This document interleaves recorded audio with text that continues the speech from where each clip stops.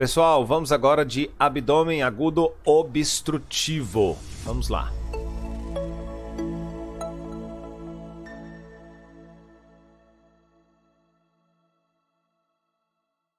Entre as principais causas, deixa eu ligar o marca-texto.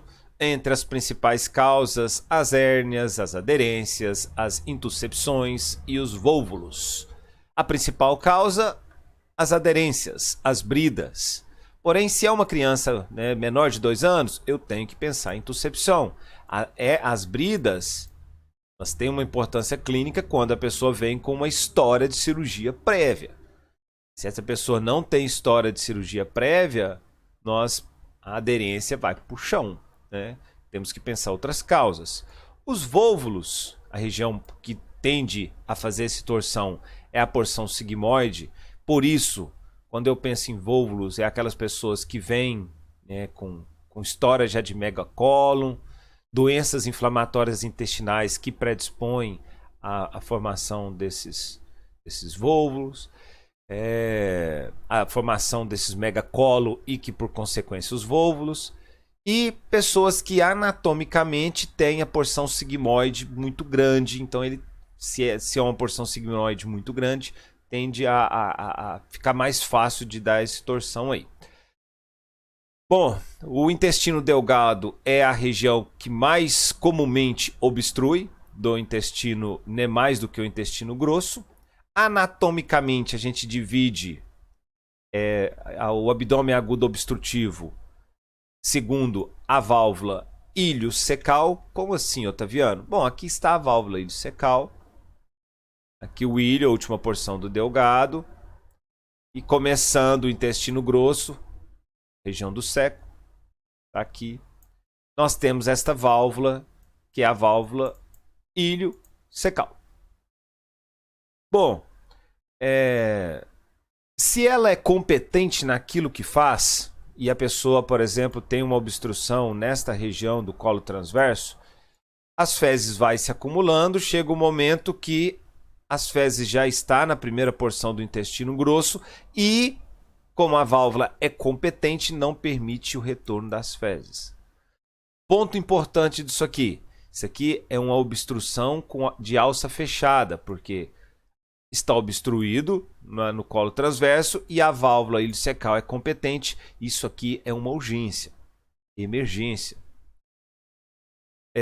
Se é uma situação em que as fezes pode voltar pela válvula, às vezes, se isso é por uma brida, um tratamento médico pode resolver. Passar uma sonda nasogástrica, hidratação, analgesia. Pode resolver isso aqui e não necessariamente precisa ir para a cirurgia. Ela pode ser classificada, então, segundo a localização, em abdômen agudo obstrutivo alto, por cima da válvula ilho-secal, e abdômen obstrutivo baixo, abaixo da válvula ilho-secal. Pode ser classificado segundo a sua função. O intestino não está funcionando bem, pode ser por causas sistêmicas, por exemplo, fatores metabólicos, infecciosos. Pode ser de causa mecânica, causas tanto extrínsecas quanto intrínsecas, e ela pode ser classificada em simples e complicada, e isso vai definir se eu tenho que já mandar essa pessoa para a cirurgia ou não. Decidir esse ponto aí segundo a gravidade desse paciente. As causas mecânicas no esôfago, corpos estranhos, atresia, neoplasia do estômago, estenose, bezoares, não vou ler todos, né? O intestino delgado, as aderências, tema super importante, ilho biliar, que é uma complicação de uma colecistite, a intuscepção, que é um problema presente em menores de 2 anos, as doenças inflamatórias intestinais, por exemplo, a doença de Crohn, que além de ser transmural, lesão dessas capas pode promover estenoses, e as neoplasias, quando falamos em pessoas mais velhas, neoplasias tanto na fossa ilíaca direita quanto na fossa ilíaca esquerda. O intestino grosso, aderências, hérnias, os vôvulos, fecalomas e por aí vai. Entre as causas, bridas, hérnias, tumores, as causas funcionais no esôfago, acalásia, o espasmo esofágico difuso, as gastroparesias e lesões do vago no estômago e o intestino delgado, carcinomatose, o ilho paralítico, as dismotilidades, a atonia de cólon, a síndrome de Ogilvie, eu não vou conseguir falar esse nome, e a enfermidade de Hirschsprung, que são duas situações em que não ocorre com frequência, mas pode ser questão de prova. Esta síndrome, que eu não vou me aventurar a falar o nome de novo, não vou ser motivo de chacota, o que acontece?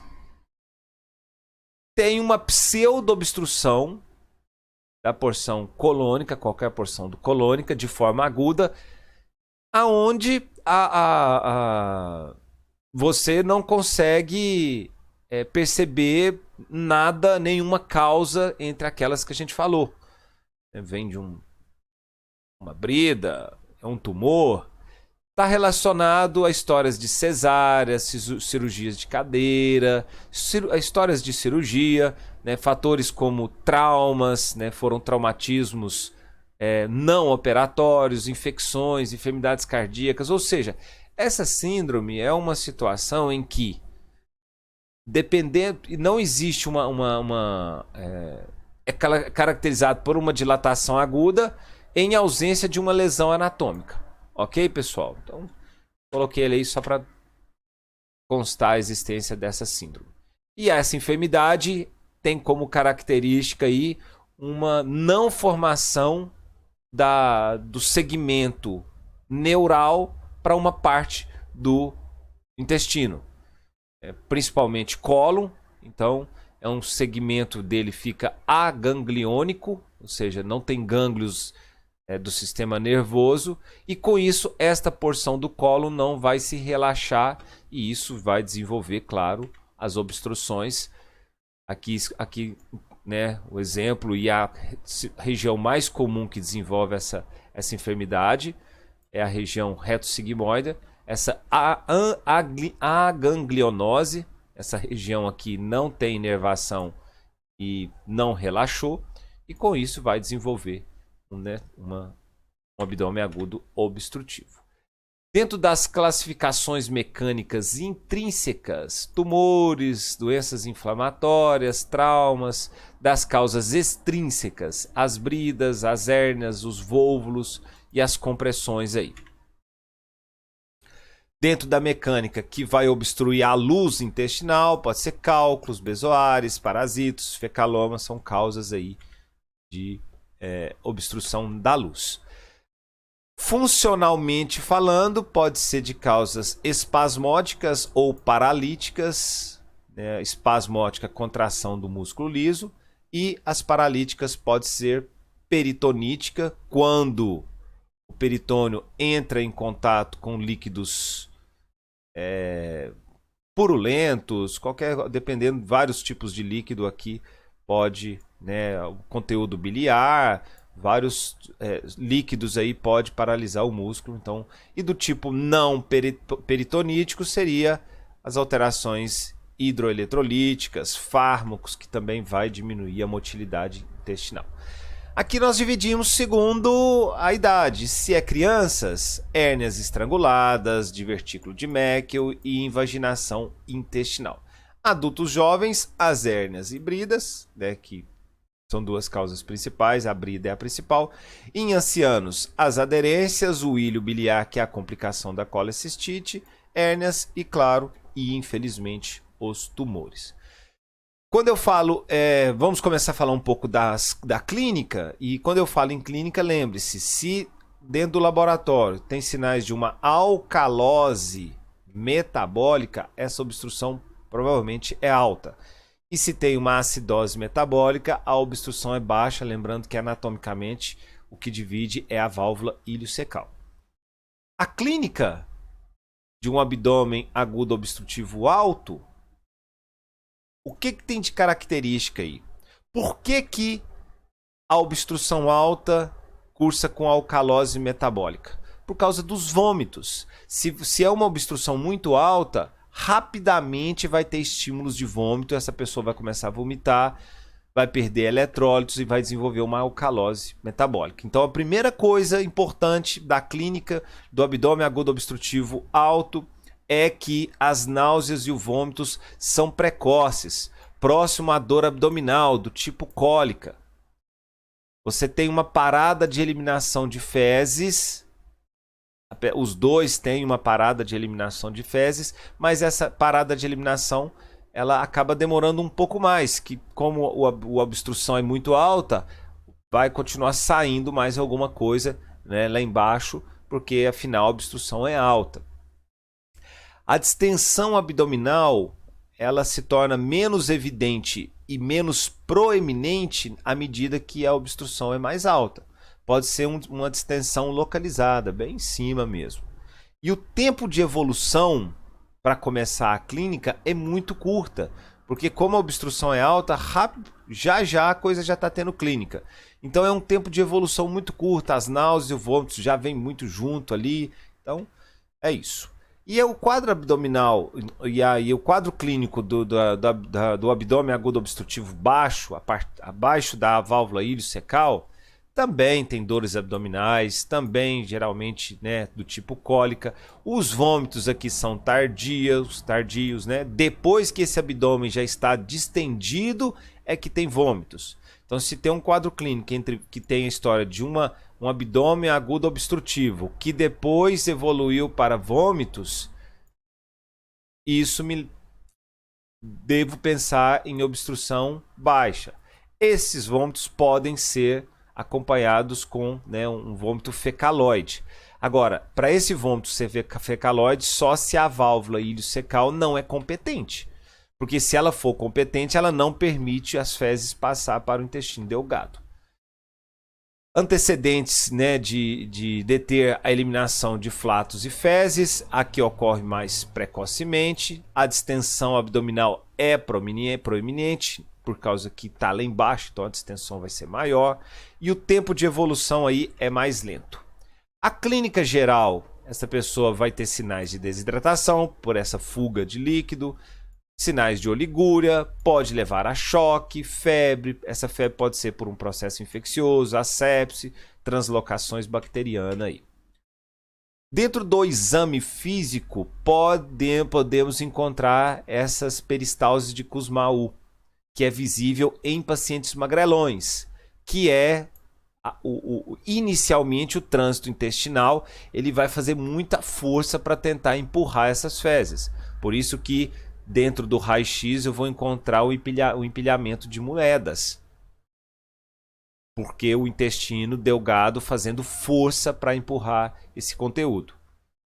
Então isso é importante. Então inicialmente vai ter um timbre metálico e depois vai ter um silêncio, né, dos ruídos intestinais aí. É importante o toque retal. Outros pontos importantes dentro da história clínica é se tem história de cirurgia prévia, se já tem história dessa hérnia, se teve obstrução intestinal prévia, se fez radioterapia, que a radioterapia pode ser causa de obstrução intestinal, e aquela pessoa que já tem na família história de neoplasia, um senhorzinho que chega com sinais de obstrução, uma distensão abdominal marcada, né, e você consegue palpar alguma coisa, fossa ilíaca esquerda, fossa ilíaca direita, principalmente fossa ilíaca esquerda, né? Aí isso pode ser um tumor. Isso aqui é super importante. Dor abdominal do tipo cólica associado com distensão abdominal e presença de desidratação, eu penso muito em abdômen agudo obstrutivo. O que eu vou solicitar de laboratório? Um hemograma completo, eu vou buscar sinais de desidratação, hematócrito, os leucócitos tendem a estar aumentados, os eletrólitos tendem a estar diminuídos, avaliar a função renal, avaliar o lactato. Beleza. Quando falo em imagens, é interessante 3 incidências.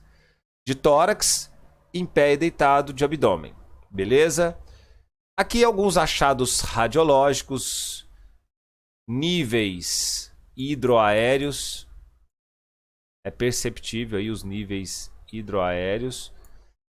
Isso aqui é um raio-x de abdômen de pé, em pé, né? Aqui já é o empilhamento de moedas, um raio-x desse paciente deitado.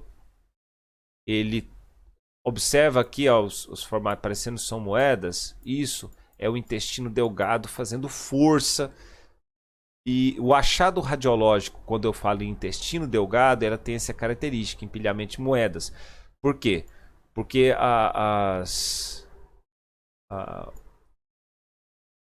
eu esqueci o nome do negócio. Os esfíncteres, né? Vou utilizar esse nome aí. Os anéis de contração do intestino delgado, o formato deles são anéis fechadinhos. Então ele tem essa característica, diferente do intestino grosso, que você não tem empilhamento de moedas. Ainda falando de imagens, fugiu o nome. Ainda falando de imagens, você pode encontrar aerobilia, ar nas vias biliares. E isso fala a favor de um ilho biliar. Já já a gente vai falar desse ilho biliar aí. Tem outros estudos contrastados, né? No caso, contraste com bário, porém ele é evitado quando tem suspeita de perfuração intestinal, de sangramento. O enema opaco, ele ajuda a identificar pontos de obstrução aí. O ultrassom, ele não é um bom método devido à interposição gaseosa. Porém, na intuscepção, ele é interessante, tem um achado lá importante que a gente vai falar. A tomografia computadorizada de abdômen tem uma importância enorme dentro do abdômen agudo obstrutivo, mas sempre a gente vai solicitar o raio-x de entrada. A tomografia, né, pode observar aqui as alças todas dilatadas, então que houve uma obstrução. O tratamento médico, analgesia, sonda nasogástrica, dieta zero boca e hidratação, esse é o tratamento médico. Quando eu falo em bridas, o tratamento principal aí é uma descompressão nasogástrica, reemplazo hidroeletrolítico, hidratação. E caso tenha sinais que essa brida provocou uma obstrução total, nesse caso aí é cirurgia, deve retrasar o tempo necessário para apresentar esse paciente aí para uma cirurgia. Quando eu falo em cirurgia, a técnica cirúrgica de escolha é uma laparotomia mediana, porque é através dela que a gente vai buscar onde está tendo essa obstrução.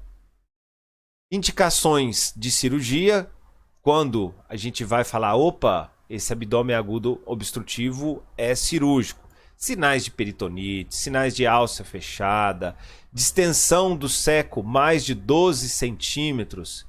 Se esse seco já está distendido mais de 12 centímetros, isso já é iminência de rotura. Né? De repente você tem uma obstrução e as fezes já está acumulada ali naquela região e essa primeira porção do intestino grosso já está com mais de 12 centímetros de distensão. Isso é indicação de cirurgia. E sinais de instabilidade, uma hipotensão refratária ao tratamento médico, né, alterações do nível de consciência, ver que essa pessoa já está descompensando. Agora vamos falar um pouquinho de algumas situações, né, que são causas de abdômen agudo obstrutivo, uma colecistite complicada, né, o ilho biliar. Por que chamado ilho biliar? Porque o conteúdo biliar, esse cálculo, ele soltou da vesícula, que patologicamente comunicou com o duodeno. Esse cálculo vai descer por todo o intestino delgado e obstruir lá na válvula iliocecal. Então, o que eu tenho de clínica da ilho biliar? Eu tenho obstrução intestinal. Primeira parte aí importante. Eu tenho um cálculo biliar ectópico. O que esse cálculo biliar está fazendo aqui, pô? O negócio dele é, se de tudo ele tiver que descer, ele vai descer pelo colédoco. Uma litíase coledociana, uma colecistite com esse cálculo impactado no istmo, ou até mesmo, né, dentro do pâncreas, enfim, não tem como esse cálculo chegar até aqui. O que esse cálculo está fazendo aqui, Deus? Bom, então eu tenho sinais de um cálculo ectópico, um cálculo biliar ectópico. E por fim, qual que é um outro achado que vai me chamar a atenção? Como existe essa comunicação do intestino delgado com a vesícula, então você vai ter sinais de aerobilia, pneumobilia, né, que é ar dentro da via biliar que também não bate. E para o tratamento se recomenda aí a enterotomia do ilho distal para a gente extrair esse cálculo aí. A invaginação intestinal ou intuscepção, aqui eu estou coloquei uma ilustração da região que mais comumente vai promover essa intuscepção, que é a última porção do ilho, então seria a região ilho secocólico, ou seja, uma parte do ilho entra em vagina no intestino delgado, no intestino grosso. Isso é mais comum em menores de 2 anos e a tríade clássica é dor abdominal, fezes gelatinosas, né, em geleia e uma massa abdominal palpável. A gente já falou sobre intuscepção em outras aulas aí, mas é aquela criança que chora, ela chora e depois você vê que ela tem uma mudança de comportamento, ela fica mais letárgica por né, já uma descompensação hemodinâmica. Essa massa palpável pode ser em formato de salsicha. E tá aí. Essa é a invaginação intestinal. A região mais comum é a porção ilho-secocólico. Para fazer o diagnóstico, nessa hora entra o ultrassom, o sinal de casca de cebola. Vou mostrar depois que a gente volta aqui. Tá aí no ultrassom, sinal de casca de cebola. Isso. Por que tá essas capas? Porque uma porção do intestino, né, entrou para dentro de outra porção. E o tratamento inicial, vamos tentar uma redução manual. Não conseguiu a redução manual, vai realizar uma enterectomia e uma anastomose, ou seja, vai tirar a parte do intestino, aquela parte que aconteceu esse problema, até porque se tem compromisso vascular ali, já vai ter sinais de necrose, é claro que tem que tirar aquela porção do intestino delgado. E por fim o vôvulo, muito relacionado ao megacolo, a um sigmoide largo, é uma torção do intestino sobre si mesmo e tem como clínica dor abdominal, vômitos. Esses vômitos são vômitos mais tardios, presença de sangue de color roxa nas fezes, uma retrorragia, porque é muito próximo, né, do reto e aí acaba sangrando, e esse sangramento é um sangramento vermelho ainda, não deu tempo de sujar muito de fezes. E o achado clássico no raio-x é o signo de Friedman-Dahl, que é o grão de café, devido a essa torção. Esse é o achado característico dele, signo de Friedman-Dahl, né, que outro. Em espanhol, signo de pico, em um paciente com vôvulo de sigma, beleza? E qual que é o procedimento mais recomendado? Inicialmente a gente vai tentar uma retossigmoidectomia. Tem essa sigmoidoprexia que está no livro, né? E a colonoscopia. Estudos no Brasil falam da retossigmoidectomia e a colonoscopia. Bom, então é isso. Se esse paciente está estável, a gente vai tentar o tratamento médico, essa retossigmoidoscopia, e a colonoscopia, realizando essa manobra de Brusgard, que é a manobra que realiza para tentar tirar essa torção por uma técnica, né, menos agressiva. Em pacientes instáveis, a laparotomia exploradora. E se esse paciente, dentro da sua instabilidade, é possível realizar uma anastomose primária, ok. É uma situação grave, vai realizar uma colostomia, né, que seria a cirurgia de Hartmann, que são em 2 tempos. Vai colocar essa colostomia e depois que isso aqui tudo se resolver, vai unir o intestino delgado, o intestino grosso com o reto aí. Desculpa pelo erro aqui, é colostomia, tá bom? É isso, pessoal. Valeu e até a próxima. Medgrado aí 2020. Tamo na luta, hein? De aluno para aluno.